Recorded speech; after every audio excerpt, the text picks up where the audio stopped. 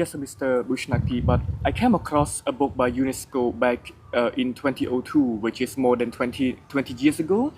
A book is called a Museum International, and you wrote the editorial page, and in that subtitle, you wrote Angkor as a living museum.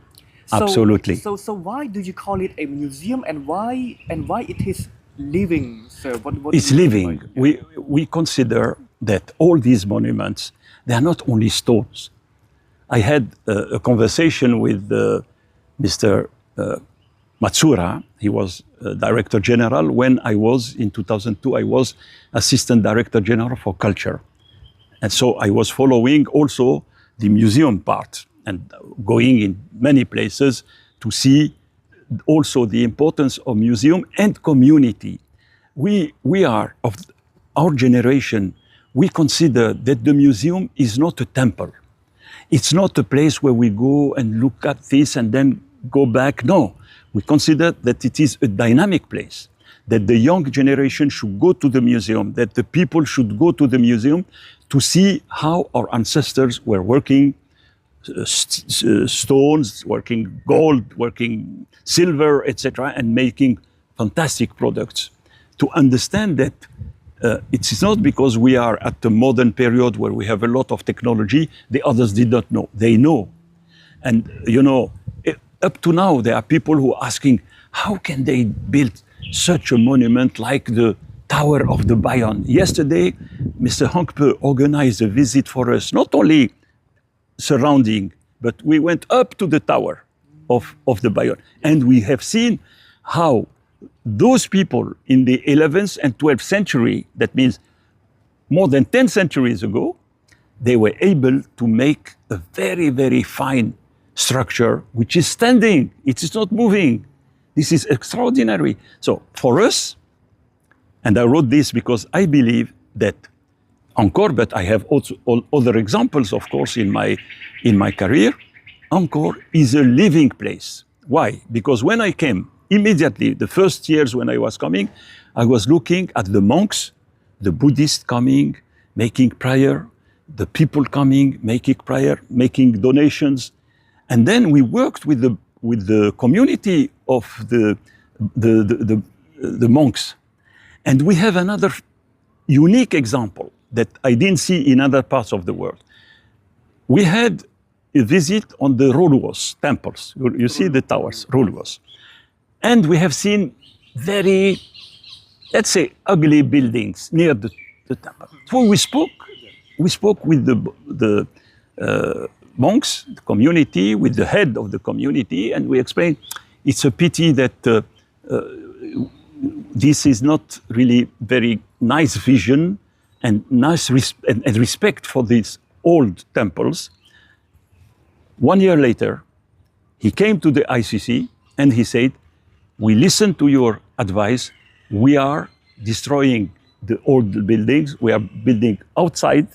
And this, we have never seen religious people who are so interested in the place where they are living. It is a living place. It is, yes, it is a place of so many centuries, but it is a living place. It's not a museum as such, only stone. It's a museum with the population. So that's why I wrote this article. But why don't you call it like, you know, a park or maybe a site? No, why do you name it a museum, sir?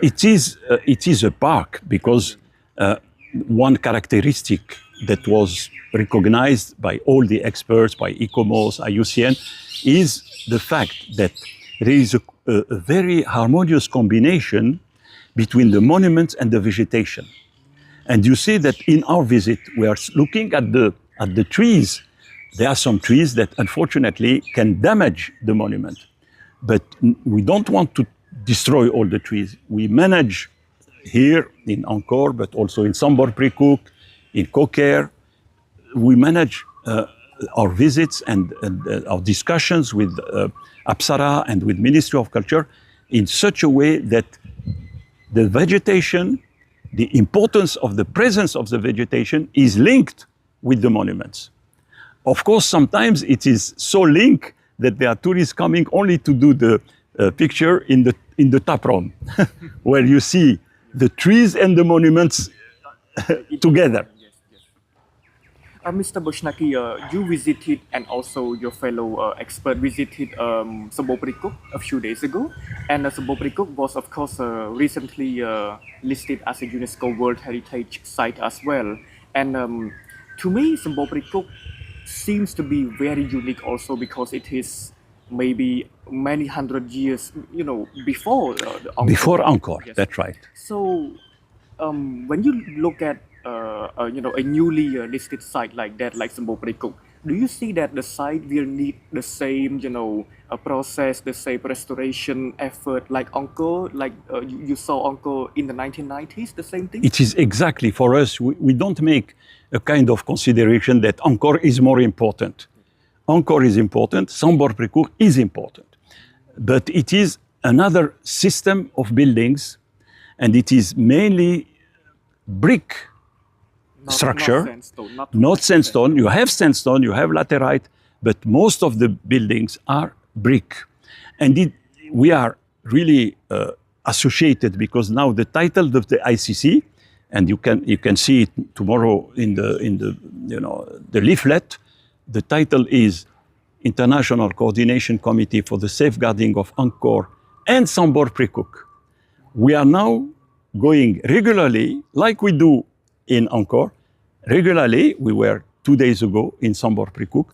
We are working with our colleagues there, and we have seen that this site, in terms of management, in terms of conservation, it's becoming another very good example of the brick conservation. And again, on the living site, it's not only stones, but it has also a value for the population.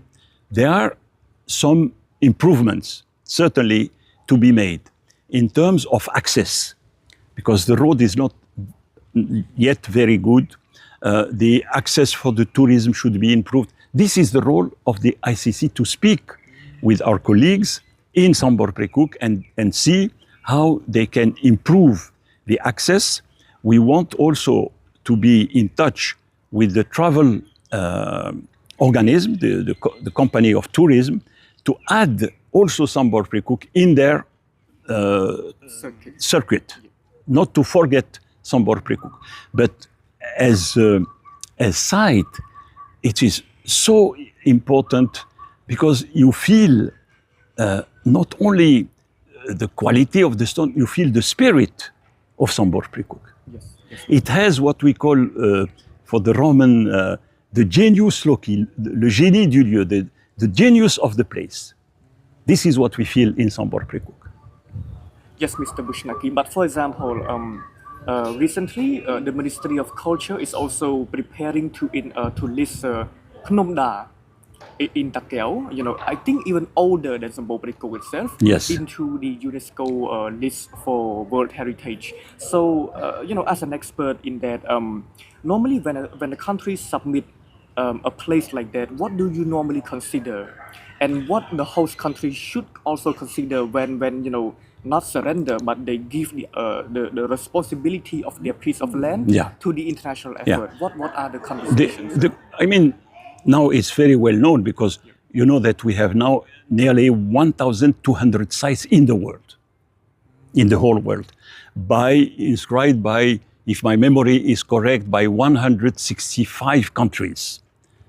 Nearly all the world presenting. So, what are the conditions? Which is to reply to your question. One, it has to be seen and studied carefully the fact that this site should have the quality and the image of an exceptional site. There is one formula in UNESCO which is called, in brief, OUV, Outstanding Universal Value. If the study which is done on this site is showing there is an outstanding universal value, this is the first very important criteria. The second criteria is we have these monuments coming from long history. are these monuments having integrity? Are not, because in many countries, when they are presenting a site, but there is a new road, a skyscraper, it doesn't work. You also mean authenticity? Yes, we have integrity and authenticity. So on the basis of these three conditions, yes, the Cambodia can present the site. But there is a lot of work to be done in advance in order not to be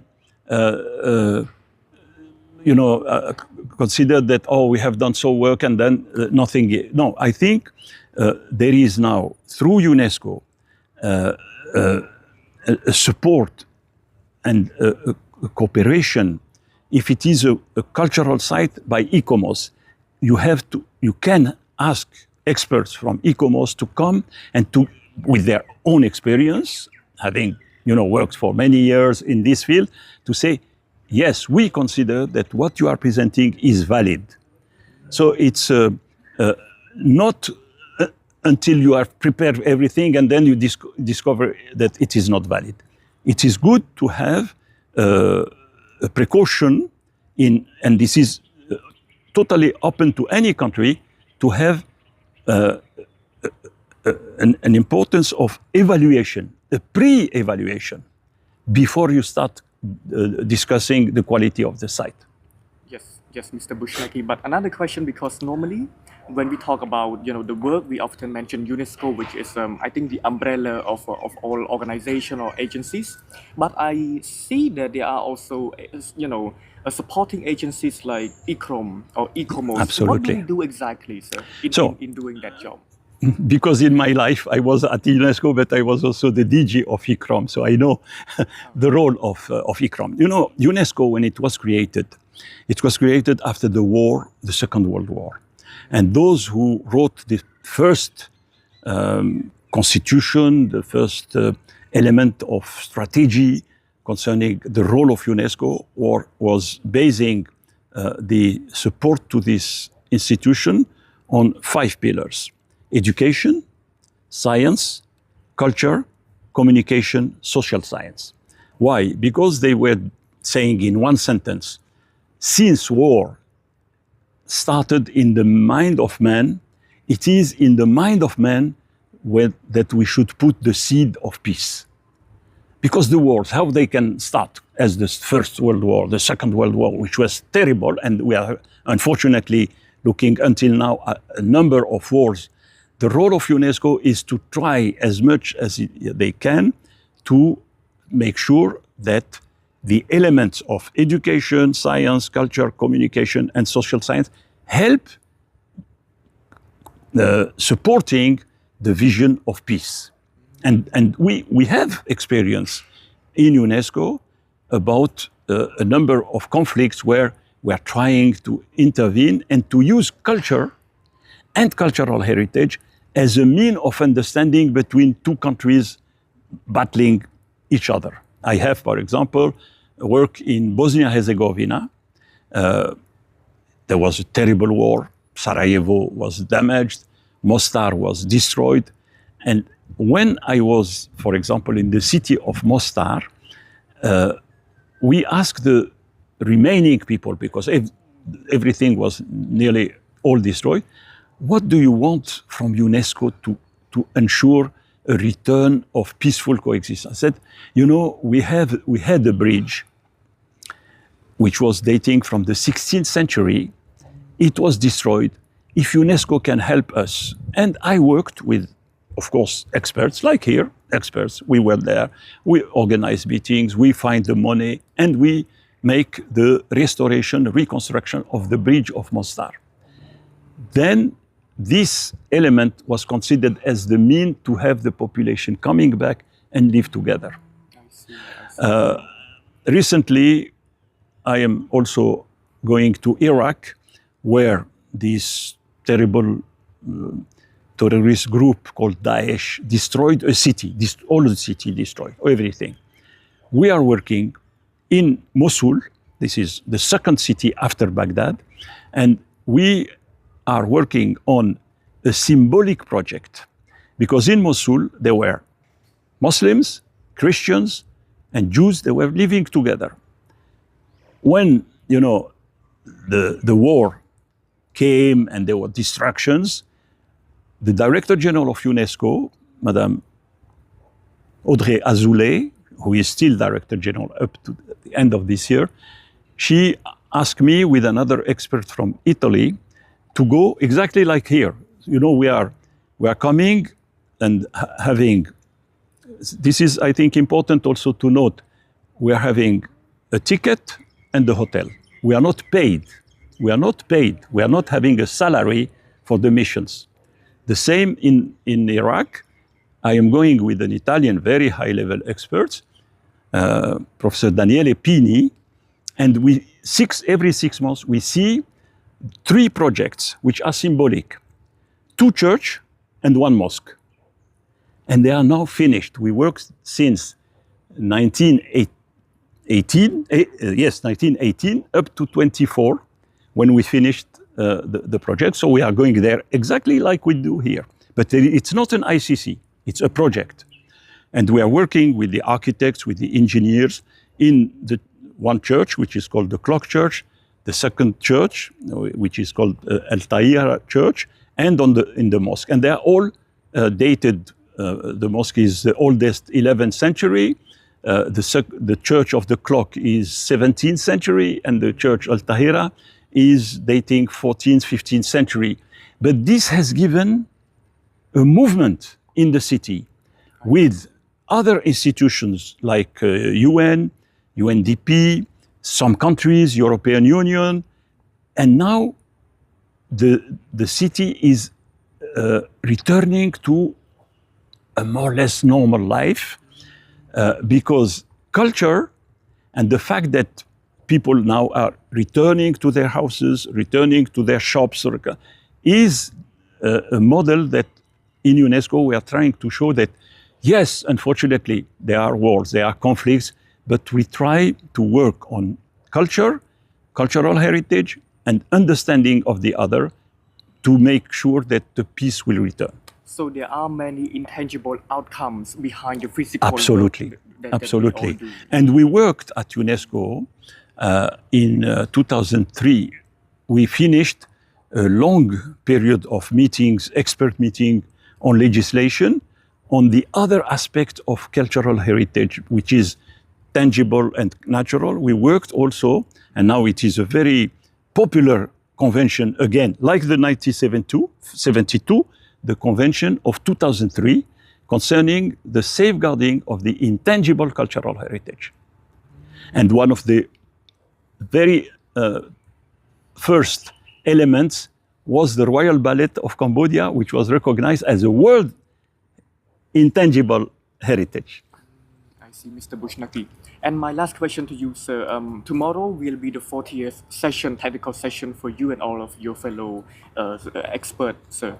So what do you hope to do tomorrow? I mean, what are the main discussion? I mean, if you are allowed to share. I can say, there are 3 key words.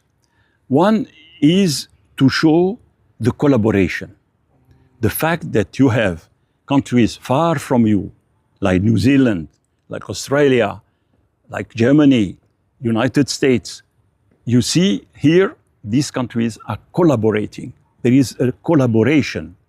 And this collaboration is not with the spirit of someone from the top and so on. No, it is a collaboration that means equal to equal. And it is the lesson that we learned with this collaboration is that more and more Cambodians experts are presenting the work. It's not only the American World Monuments Fund. We have a very bright lady who is working on Phnom Bakeng, on Angkor Wat for the roof. There is very nice colleagues from Korea. With all of this, with the Germans, with the Professor Hans Leisen for the paintings and the sculpture and the fine decoration which are in the temple, with all these experts now we see more and more collaboration. That means not only the foreign expert is presenting, but also the experts. Here you can see a few minutes ago, there was Professor Nakagawa in charge of the big project in Bayonne. With him, they are experts from Cambodia. So this is the first lesson that we will show tomorrow, the collaboration. The second is the importance of training and capacity building. Cultural heritage is a vast domain. It's not something very limited, because you have so many elements which enter. It is archaeology, it is geology, it is stone conservation, it is objects, it is statues, etc. So you cannot, one person cannot be knowing everything. It's finished, you know. There is the time of the archaeologist coming, you know, and having only few people with them taking picture. No, this is finished. We have now to work, and this is why the second thing is training and capacity building for inter or pluridisciplinary approach. We cannot see a monument only for the stone. We have to see the environment. We have to see the levels, what we call in our jargon the stratigraphy for the royal palace with the Chinese, for the terrasse des éléphants with the Koreans. I mean, all these teams, they have now to contribute to train and have a training and capacity building of Cambodians in different fields, even in drawings, to learn how to draw the ceramic, because with the drawings and with the comparison of the material of the ceramic, you can go ahead and have the dating of a monument, the dating of an object. And the third, I think, element is communication. And I'm very happy to see that each time we speak about what is done. It is important that here the population, the young generation and the old generation be informed about what is happening. This is not a work which is limited to only experts. It is open to everyone. More and more in many countries, we are showing what the experts are doing. We make panels, we make explanations, and here it's also the case now, more and more. They are showing to the, of course, not putting people in danger, but putting information before the site, showing what is happening, because this is showing how a site which was more or less abandoned or not maintained, how it will become a site visible to everyone.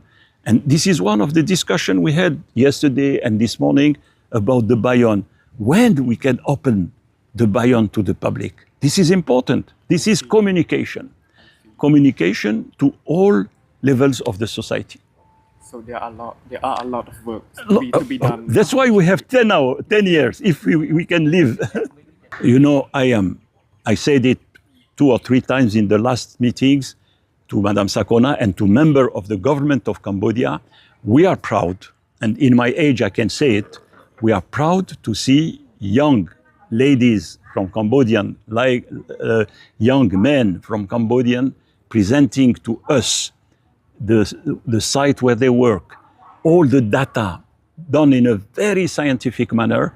I think this is one of the major results of the campaign of restoration, rehabilitation, and safeguarding of Angkor.